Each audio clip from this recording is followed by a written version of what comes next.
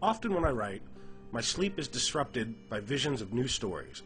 On one such morning, I arose early and watched from my deck as a mosaic of crimson and blue embraced the sky and reflected against the lake.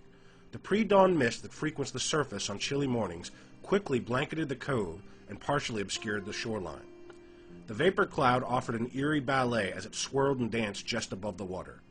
The ghostly figures disappeared into the forest canopy as if suddenly aware of my attention, and I refocused on a brood of freshly hatched ducklings trailing behind their parents. The serenity of the moment was interrupted by a radio across the cove. I listened as the blaring news report discussed the unsolved mystery haunting a nearby community. My peaceful thoughts became corrupted by visions of evil things that wait to reach out and destroy the innocent. At that instant, there was a splash. I turned, and where there had been 5 sets of small paddling feet, now there were 4. Nature, with all her exacting reality, had taken a life from an unsuspecting family to feed the blind hunger of one of her beasts. The parallel between what I'd heard on the radio and the brutality of what I'd witnessed electrified my muse. The juices began to flow for a new story, one based on the hidden dangers all around us.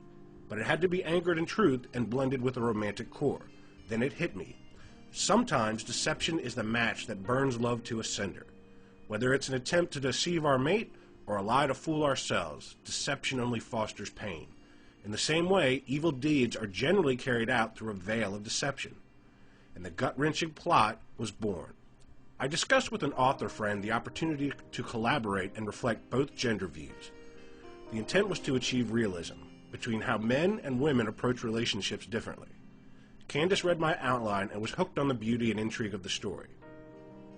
As noted by Love, Romance, and More, a story full of hidden nuances, twists, and turns that keep you going, oh my God.